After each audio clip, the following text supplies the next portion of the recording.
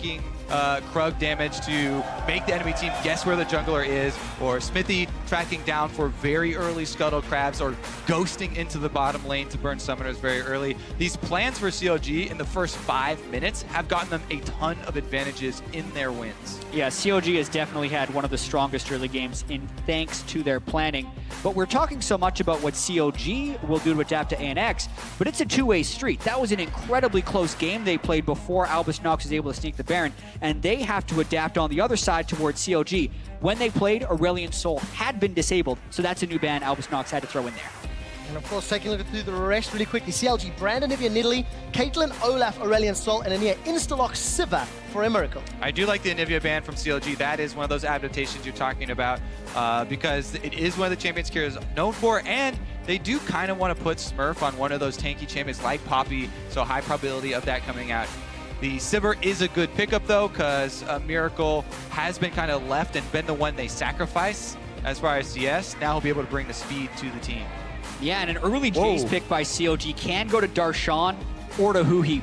All the way back when he was Zion Spartan, he had some tremendous Jace games, so he's always known to play that champion. And with 2 jungle bans, I really love the early Elise. Also, coming into Worlds, tracking the pros accounts for solo queue in Korea and back over in North America, Jace was one of Darshan's most played champions. And I was expecting, CLG maybe to have some more variation in their team comps. They have been just putting him on tank after tank after tank. Maybe this is the time they do push him to damage, but as you said, very flexible pick, who he could play it as well. All right, so we're anticipating potentially Darshan's hands, but no, the alternate is available. Where does Steos and the rest of Albus Nox set their sights? We know Smurf had a great Poppy game. That's now been locked in, and Steos will certainly be running the Graves in the jungle. So there's a lot of physical damage on the side of Albus Nox. With a kind of non-ganking jungler there and a Poppy match up top, I think the Jace does look pretty decent up top so far, but CLG should save their mid pick until they see the entire lineup of ANX before locking in mid. I think they need to save that flexibility at the moment and lock in their duo lane bottom. And I think they can still pick a pretty versatile bot lane here. They had a lot of success with the Ezreal in their first game, and you wonder if they're going to go with the Bard, the Alistar, the Nami. What type of lane do they want? Do they want hard initiation from Alistar, or do they want a little bit more sustain in the lane and a little bit more safety with the Nami? Especially if they want to keep the probability or the possibility of this Jace top alive, I think a bottom lane, semi-tank support, a melee support for Aphromoo would be huge, but they're not going to do it. So Karma locked in, and again, we add more flexibility because they could still, have Huhi play Karma mid and lock in a melee support for tank. That's exactly it. They could have a wicked poke comps right here, but then they're still going to have to make sure they can't get hard initiated on by Albus Nox Luna. Albus Nox, while they have a lot of physical damage, doesn't have much hard initiation. The question will be whether they can find it with these next 2 picks. Tom Kench is available for the crit if he wants to deliver a Poppy to the back line, if a teleport ward isn't available. What else are options here for Albus Nox? Because they're looking for their mid laner and support. I think they're kind of stuck between a rock and a hard place right here, because if it is a poke comp, they're going to want hard initiation with something like an Alistar. But then if you try and play Alistar Sivir against a Lucian Karma lane, you're going to get wrecked in that regard. So they have to find a way to not get completely smashed in lane while still having an answer to a poke composition, which is difficult. And that question seems to be some heal and some zoning from Bard, as well as wave clear from Victor. And Bard can definitely do that, because if you have a good Tempered Fate, then a Sivir speed boosted Poppy can get into position where you can angle yourself against the wall when they're going to come out for it. Now, saying that theoretically is all good and well. However, it's very hard to actually pull off in-game. There's a high technical level that you need there, and the Bard from Licrid actually was fairly lackluster as far as the Tempered Fates went, and this is going to require a high level of execution from them. Yeah, I still think, though, based on the situation, those are exactly the right picks. Maybe you could have seen the Nivea to aid the initiation a little bit, because they could have had the Poppy Nivea once again. Well, it's banned out, so the Victor's can't still do pretty that. good. Yep, that's the way it works. Makes them the right picks, as I was saying. All right, so CLG, how do they decide to lock this in? If we anticipate Karma Lucian bottom? Well, I would really love to see Aphromoo on a playmaker, because that was one of the biggest things for me for CLG in their huge victory, was not only the roaming of Huhi, but also Aphromoo on the Alistar. He had 100% kill participation pre-15 minutes, but they're going with him on the Nami, and this is going to be talk about, level of execution. This is a very flimsy team, and you need to land your skill shots, you need to land your poke, and have to be ready for the disengage out. That being said, they do have speed and heals from both Karma and Nami to do that.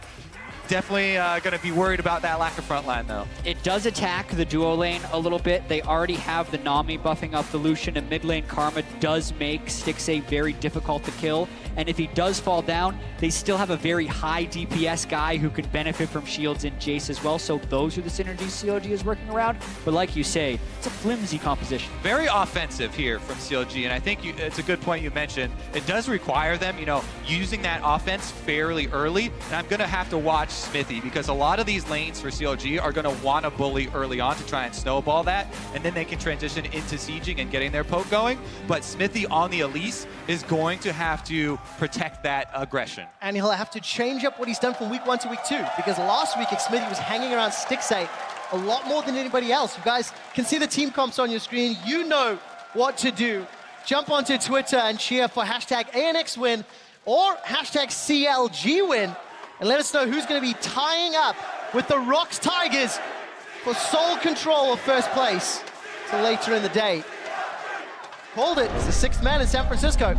They are behind the North American squad of CLG. Definitely support for CLG, and we have to mention still how tight this group is at the top. With G2 losing another game, nothing has really been solved yet. There's still a chance for a three-way tie at 4-2. Yeah, these teams are tied right now, and Albus Nox Luna have acquired a lot of international fans recently. They are poised to be the most successful wildcard team ever. If they win just one more game this week, they will have the most wins that we've ever seen from a wildcard team. And if they own the head-to-head over CLG, that could be what decides who he sniffed it out. Oh, the tension. You are the most tense one up here right now. To be fair, Kobe, Quickshot and I cast both of the first victory wins for the wildcard teams. We saw INTZ beat EDG, and the first time ANX was victorious. So Quickshot's ready for stuff to happen. I am, and I was getting to the point we touched on earlier. Having a 2-0 head-to-head when you're that hotly contested at the top of the table could determine whether or not ANX advance. Darshan, no real threat here. He's going to back away. Gets a really quality ward in, though, to scout out the jungle start from Steos. It actually is very important because, as we said, Smithy on the Elise, level 3, full kit, ready to create pressure anywhere on the map, especially with these bullying lanes. Whereas Graves generally wants to farm a lot more early on. And if Smithy doesn't make the same mistake that Peanut made when they were playing Albus Nox in the same matchup, face check the Graves and then fight him in the jungle, then he should be able to try and control the map for the early stages. Yeah, and they get to see Stayhouse right at the start here. I think moves like that speak to a CLG mindset where they're always going to try and take an advantage when it's there. I think from a macro perspective, a lot of times when people would play against wildcard teams in the past, they would almost play overly passive because there was this expectation that the way you lose is you kind of get cheesed and you want to just make sure you neutralize the game because you're better than them. That's no longer the way teams can look at Albus Nox Luna. So when CLG see 3 people on Albus Nox at the bottom side of the map at level 1, Darshan immediately goes in to get the next ward, even though it's a slightly risky play, because that's what they need to do to advance their victory. So I expect a more aggressive CLG this game than the first time they played. Definitely true. See Stixxay miss a CS down bottom and then go back up to the top side. The way that Darshan would want to play that matchup, meanwhile, never mind, down bottom here, the bullying, they actually want to play it in a similar fashion. The Jace wants to abuse his range, get into the bush so that you drop aggro from the ranged minions. Bottom lane doing the same. Darshan going aggressive here. Goes into hammer form to the skies, drops down the charge. So Stayhouse is actually going for an early Graves gank, which you don't expect at all, and for good reason. You see there, he doesn't have any CC to bring to the table. Kira is on Victor. There's no way they're setting up any sort of meaningful play onto Huhi, and all he really did there was reveal himself. That's one of those things where you give away a little bit of unnecessary information as a jungler, and you can only do that so many times before Smithy really is able to punish you. Honestly, though, Smithy had also skipped his red, and there was a slight opportunity there for ANX to punish, but you wouldn't really expect that to be there, so. And Miracle and the crit really fighting for CS down bottom. 8-17. Yes, there is a big wave in front of Miracle. They can't afford to give up too many. Is constantly being pushed by Stixxay and Afro. And now is underneath the tower as well. Afro and Stixxay are going to get some chip damage first of the towers for now. Yeah, and they're going to have to be relatively careful when they're pushing up that lane, but with that being said, Graves' gank isn't the most lethal one unless Bard can land Dream Stuns on them. Ooh, a little bit of a stun, but no mana to follow up. And remember, this does bring me back to Champion Select, where I talk about the way this Jace matchup wants to play against Poppy, bully him out. Dive. Steos is here, though. That's risky! This is a pin into the wall. Like Smithy's in trouble. He flashes away with his life, lands a good defensive cocoon, but blows his own summoner spell on a dive. In that, the only positive there for CLG is that they did deny a couple of CS, because if Smurf was able to CS kind of freely there, he would have caught right back up to even against Darshan. And now, you know, Darshan is kind of milking this very slight CS lead that he does have against him, but he's lost control of the wave and he might have to teleport back to the lane. Yeah, and I think it was great instincts from Steos. CLG's lucky to get out of that one alive. All of it was pretty much fog of war as far as the approach on those ganks. So Smithy was hoping that Steos wasn't there, but he really didn't know. And that's exactly how you want to play the Graves matchup. You know, get the counter ganks and the farm advantage. Stayhost intelligently immediately moves over to CLG territory. We saw him there on the screen stealing away the Raptors. Even though he got a ward over, nothing he can do. He's out of mana. And Grave takes his small tax for that overextension. And already before 5 minutes, Smithy has attempted a tower dive in the top lane, in Darshan's lane, when Darshan's running his first carry champion of Worlds 2016. 2 Poppy games and a Gnar under his belt. The team style that we saw for CLG from week 1 to week 2 is now very different in this pick and ban, and there's a lot more reliance on Darshan to show up. Yeah, CLG definitely pivot their strategy a little bit, not having Huhi on something like Syndra, who they're trying to dominate the lane with. This is very much a side lane focused CLG team. They're expecting to win with the Lucian and Nami without jungle assistance, and if they get Darshan assistance in the top lane, that's their plan to have 2 of 3 winning lanes with a high gold support in the mid lane, is what CLG would want to have. Seems to be the case for now. Plus 8 CS sticks and Afro again, shoving in a Miracle. Miracle and Lecrit having a very difficult time. And for Lecrit, he's going to step up with those Tempered Fates. Stixxay is missing quite a bit of CS that are just sort of sitting there, right? And not really picking up the gold that's on the ground, though. So not punishing as heavily as they possibly could if you're expecting, you know, perfect play. All right, up here on stage, which is rarely the case. Smithy, though, getting that deep vision down for the bottom side as well. You talk about protecting those side lanes, allowing them to play up and play aggressive. That is one of the key moments there, as Smithy does get some of that deep vision. They can track the Stayhost. Currently at the Gromp, up in the top half of the map. Both Darshan and Smurf, they backed away. They've used their teleport to lane. Recalled again, picked up a few more items, still even on CS. Really across the board, small advantage for Steos versus small advantage for Stixxay. So nothing to write home about and nothing super chaotic in this early game yet. So this is pretty good for CLG because their team comp will come alive in the next sort of 10 or so minutes. And there's a chance we see a really low kill game throughout the mid game and maybe even towards the late game just because of the complete lack of hard initiation on CLG and the fact that Albus Nox is going to be struggling to initiate on CLG as well. As far as the farming goes, it's really all about trying to keep pace if you're Albus Nox right now. Definitely true. And since people haven't seen, you know, a tremendous amount of poke comps or a tremendous amount of siege comps recently, Stixxay gets a hit there with the binding. We are going to see this game really start to unfold when we transition in the next few minutes afterwards towards killing the turrets. You know, after one of these lanes that CLG have that are pushing starts to whittle down the turret, then they can start to, you know, bring in the extra range champions, group up, go for the siege, and you try and snowball the outer turret lead. That's where you really build momentum in these matchups. Meanwhile, as you mentioned for ANX, they want those flanks from Smurf and the Tempered Fates to hit from Lecrit. Confidence then for Albus Nox. They have to find those abilities, find those opportunities, and start with some visions. Oh, flash away from Afro. Didn't quite see how that one built up. Can only imagine it was a stun. Smurfs is looking for a fight into Darshan. Actually going to come away way worse for wear. Picks up the buckler. It's action all over the map. Who he's running away from the Chaos Storm. The Death Ray won't kill him though. Flashes up and available. And looking at it, summoner spells, only Afro's was used. Yeah, and CLG seems like they're trying to apply a lot of pressure, but Albus Nox is fighting back in a pretty big way. CLG has the map position, but they don't have the health bars. They're just getting hit as they're walking in, and it's hard to gain an advantage that way.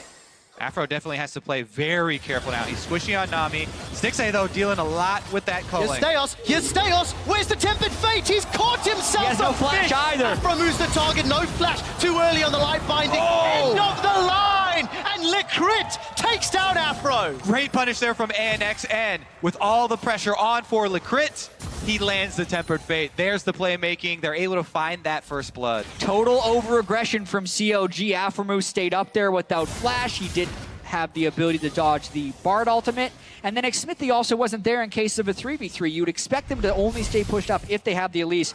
But they had the wave in a spot. They thought they'd be getting the harass. I think they were trying to make sure they shoved it in so it could bounce it. And that's exactly when Albus Nox arrives. Great instincts. Cutting down Afro. There we go, playing around Licrit. Steos comes in, waits for the spells to land. It does, and that was a lane that CLG was winning. Now they're behind. And it's the second time Steos has been to a wave at exactly the right time. So much of jungling isn't just about pathing, it's about understanding where your team's minion waves are and lending support at exactly the right moment. He stuffed the gank in the top lane, nearly got first blood then. Waits until CLG is greeting a minion wave into the turret, gets the first kill. What the heck? And I mean, he wants that wave of minions. He just committed the teleport. He could have canceled it, obviously, and then just decided to walk, but commits his flash as well for that wave of minions. So, Licrit to Steos, if they decide to roam up and punish Huhi without flash, that could be a way for Albus Nox to get another kill on the board. That's the thing, Jad just talked about, informing your jungler of the minion waves, but also informing them that Aframu had just had his flash blown, and in a lane with a Bard, you have to respect the ultimate. Didn't happen, and that meant Afro went down. Kira takes a big chunk of damage, despite Huhi sort of teleporting in and wasting his flash. Ooh. Look at the control now. Be careful about running into Fog of War, though. Chasing into an Elise. Oh, yeah, but Huhi's going without Elise. Oh, he misses. Huhi's down. Steos is looking for more. Licrit's joined the fight. Tempered Fate's up in a second, but Smithy's hugging the tower. Light Binding goes wide. And Albus Nox 2-0 in kills. Yeah, we mentioned it, Champ Select too. CLG is going to have to land their skill shots, but they also have to have numbers advantages if they're going to go for play. Yeah, Huhi just runs straight into the lane rather than trying to run to the jungler and run away, and they give up another kill. This is Albus Nox, Luna taking a big early advantage. Even though they see the Bard coming, that was very risky and punished Prairie Click very quickly there. Yeah.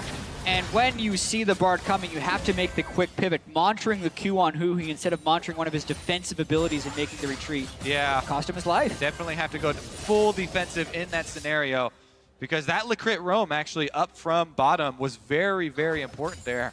Landed the last Tempered Fate on a flashless target. Another flash for targets still available. Moby Boots for Licrit. Got Tempered Fate available as well. Albus Nox 1,000 gold up at 11 minutes 50, and you hear this time and time again. If a poke comp falls behind, it's cataclysmically difficult to come back into the game. And remember, both of those small advantages were earned in lane first. By the duo lane down bottom, blowing Aframu's flash. And then in the mid lane with Huhi continuing to channel his teleport and then flashing so he could grab the minions. There's one thing that is working for CLG. Stixay still farming up a storm. What's that? Plus 25 CS if math is okay. Licrit's looking for something, but Stixay dashes away. Yeah, but with that being said, Licrit, first on the roam, oftentimes in this lane. They were able to punish Aframu for being pushed up so far. And COD doesn't have a huge amount of playmaking opportunities. So really, Albus Nox should continue to farm, and Steos is just really arriving at the right time to all of these waves. Oh, Stixay, he gets exhausted. Good boomerang. Stixay's running for his life. Tempered Fate. Look for the target to hit. Oh! Stixay's down. A miracle and Licrit take them out.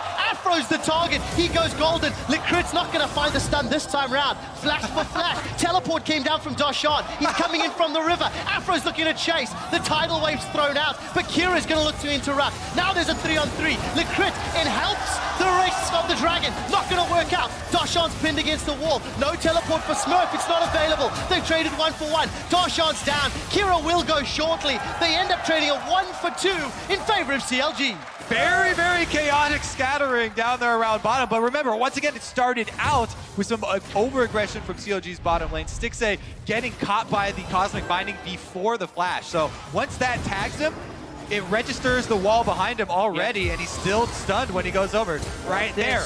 Once it tags, you're stunned. Immediately follow up late there. on the dash there and flash from Stixxay, and they were trying so hard to push this advantage. They end up trading 2 for 2 after the teleport gets used in. Right. The ANX bottom lane, they see the teleport in the bush, so they immediately go for the magical journey up towards the river to their mid laner. And Darshan has to go really deep there. He actually traded his flash for that as well. Kira going to be able to get the exchange kill on the way out with Victor, and CLG do clean it up. But this game going very rough for them in the early stages. And I want to give us some praise to how quick Lecrit and Miracle were to flash away and then jump in that magical journey. They knew the threat of Darshan, tried to get out alive.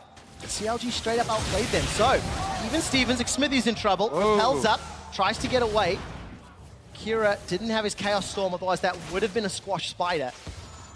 Instead has to back away.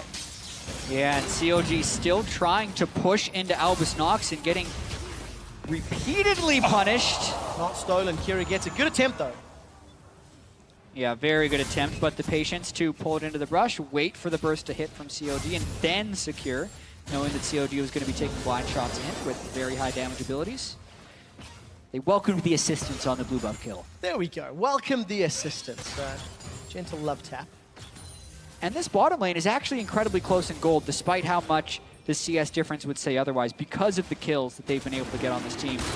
Dashing in over the back, they're going to get an Ocean Drake too, which will only assist their laning phase and is great to have against a poke comp. No contest at all from CLG. A Miracle and Crit, they cut off the route for the bottom lane. Take a glimpse mid. No, going to cut top instead as Darshan's being bullied. Support's coming in from Smithy and Smurf, I think. He's sticking around way too long. Flashes up, and the keeper's verdict. Cocoon in his face, this should come down. Nope, baited it out. Spidey senses tingling. Yeah, Smurf definitely does. Ooh, actually, after was caught. And he hit. Oh, very good bubble. Doesn't matter though. 2-1 and 1. And what's Lecrit doing taking that kill? He was dead to rights without a flash, and Steos just had to come out of the stasis, but nope. 2-1-1 on the crit. He is a support carry, remember? Steos looking for more no-tempered fade. End of the line bounces. Stixxay's being run down by Steos on that red buff. This might even be tower first blood, in fact. Catch a quick glimpse. Chaos Storm chasing Huhi away. And Steos and Lecrit pulling that minion wave backwards to allow a Miracle to push up and extend this gold lead even further. It's 1,500 and 2 towers under pressure. Yeah, this does get risky for CLG as they want to defend this turret, but they just don't have the manpower. They're calling down Smithy to try and even the numbers, but it's so late here. Turret extremely low. Turret's not going to fall though. Steos takes a lot of damage and he's forced away. While that's happening, Albus Nox are winning every single lane. Kira's in trouble by Huhi, and Huhi's going to continue to push him away. Get those mantra Qs over and over. But as it stands, the CIS are going toe-to-toe with the North American LCS for the second time. And this game could get out of hand pretty quickly if they're able to get the bot, mid, and top lane turrets in quick succession. They have the Ocean Drake to enhance their laning phase. First turret blood up to Smurf. This is very impressive by Albus Nox. For the third time in 4 games, Albus Nox have secured first blood, first tower, and first dragon. And here's the thing, we can talk about, hey, they surprised people with Brandon and Ivia, or they snuck Baron, but this is as conventional as they come. Their team composition is full of meta picks, and they're just winning lanes and timing their ganks properly. If they win this, at least the first 17 minutes of this has been the most impressive game Albus Nox has played yet at Worlds. Great punishes over and over on the CLG aggression from Albus Nox Luna. They are making them pay for trying to have these winning lanes. I have to go all the way back to pick some bans. CLG opted into the strategy. The games that CLG won last week was the tank up top. It was in our pregame. The style that CLG was playing. This is not that style, and it's put them in a 2,000 goal deficit as we're approaching 20 minutes.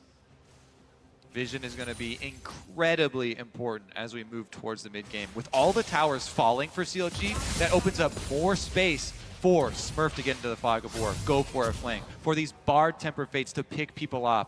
CLG are losing a lot of defenses with the extra gold they're giving away as the turrets start to go down. They are falling relatively quickly. Darshan Smurf trading back and forth at hammer form from Darshan. Doing a bit of damage to Smurf. And again, action, multiple lanes at the same time. Kira's going to sidestep, puts a Chaos Storm. Who he's running to support. Kira, he might chase, but there's a good pink ward in the river bush, and he's going to back away. Looking at the minimap, the crit's coming up. They could look for a target, but no Chaos Storm, so not likely just yet. Yeah, still just solid mid lane pressure from Kira. He pushes Huhi in a little bit, gets the wave to the turret, also draws a jungler up, and yes, it cost his ultimate in his ghost, but he still has flash, and the pressure can continue for Albus Nox as far as the mid lane and the bottom lane pushes are concerned. Very deep wards in the red buff jungle of Counter Logic Gaming. Pink and invisible ward from Albus Nox. That's one avenue for Smurf to get in from behind. And they're going to start themselves off the Rift Herald just before it goes down. Not a huge amount of priority on the Rift Herald here at Worlds. Yeah, this is only the 5th Rift Herald we've seen in now our 26th game, but that's going to be huge for Smurf up top against Darshan. Exactly, because he wants to try and split up on the opposite side and then just make CLG worry about wards that are behind them. When CLG group up and they try and take advantage of their synergies, you know, going for the poke and the siege at turrets, they're going to have to always worry about clearing wards behind them, having pink wards on their flanks, because this Poppy, especially with Rift Herald, is going to be off on the side and is going to be a threat to come in. All right, he's used his teleport. No threat from that one for now. We've just hit 20 minutes. Ardent Sensor picked up. He's still defending that mid lane tower. Smithy, I think he smited that one away. Yeah, he got the big one, but the small ones all go over to Graves there. Steos will be happy with that trade. Looking at CS number 6, it continues to accelerate ahead, approaching 40 CS, but that's just going to counterbalance the tower and kill and assist goal that Miracle's got. Exactly, and if CLG wants to win this game, Stixxay is going to have to get a lot of the kills just because so much of their team composition is channeled towards making Stixxay more powerful. Huhi has gone the ultimate support karma. Ardent Sensor, Athene's Unholy Grail, to the Ghostblade Stixxay. He really needs to pick up some kills if they want to have any chance in these team fights. And I'm even going to hazard to say, they'd also have to pick off Kira, because Kira is going to kill Stixxay at this point of the game with the items he has. So really, CLG need a lot to go right to come back in this. And that was the expectation of the team comp. You know, flimsy, no real front line. Need to get some of that poke down. And Darshan's going to look to set up around objective. Stixxay going to continue to pressure this tower. Chunked A Miracle down, but A Miracle's got a bunch of those Caretaker Shrines, and that's allowed him to top off his HP. And once again, Sejos is on the bottom side of the map where they're expecting the extra pressure to come from. As CLG pushes up, they bring Xmithy in. Cocoon connects, but no one to follow up. Xmithy just looking to help pressure this bottom lane. Now Steos is coming to party, moving through the jungle, and it's a Cloud Drake next. This could benefit both teams to help counter their opponent's team composition strengths. But no real safe opportunity to take it yet. Yeah, and CLG with the 3,000 gold deficit and the Rylai's Crystal Scepter being completed on Kira, not to mention the Iceborne Gauntlet on Smurf. The item breakpoints are so heavily in the favor of Albus Nox right now. They're actually going for a play mid. Well, not going to work out. He's going to be able to accelerate away. We jump up top. Smurf, he's looking to challenge. He's gone toe-to-toe. There's a minion line, though. Smurf is going to taxi away. Darshan's looking for a shock boss. We jump back to the river. Tidal Wave's been used. Afro and Stixxay running. Look at the death ray. Look at the back line. Collateral damage takes out Stixxay. Kira's not done. Siphon power, sidestep Cocoon. He eats a volatile Spiderling, but that won't matter. Steos looking for more. Flash for flash, but that's good because it's mid for support. The crit's the target. That's going to help Huhi HP-wise, but that's another kill to Albus Nox. ANX are actually tearing CLG apart right now. Victories across the map. They're going to get another objective in the Drake. They also get another one of those outer turrets to fall, like we talked about, opening up more of the map for them. They are setting themselves up very well to take this. That flash from Kira to land the laser, gets the Rylai slow, and even after Stixxay flashes, Stejos covers the ground. Yeah, the ultimate there from Steos, just the icing on the cake when they know who they have to kill as well. It's so obvious with this CLG composition, and Albus Nox is surgical in the way they're doing this to CLG, actually. It definitely feels like everyone on CLG is playing like they have to carry the game. You look at the way Darshan is trading in the top lane, burning a flash in a 1v1 when he doesn't even really have a chance to kill, or Stixxay Nafra losing Stixxay because they're sticking around with 25% health in the lane. All of these things are backfiring, and Albus Nox is the team that's playing cool, that's playing the proper way right now. All right, there's the exchange where Smithy bought bit off way too much. And here you can see the slow lands. So Stayhost fires the ultimate, still explodes because it hit the max range there, and it explodes in a giant cone. So the edge of the cone did tag 6A, even though he flashed further. Finds the kill. Well, goal deficit is gigantic. 5,000.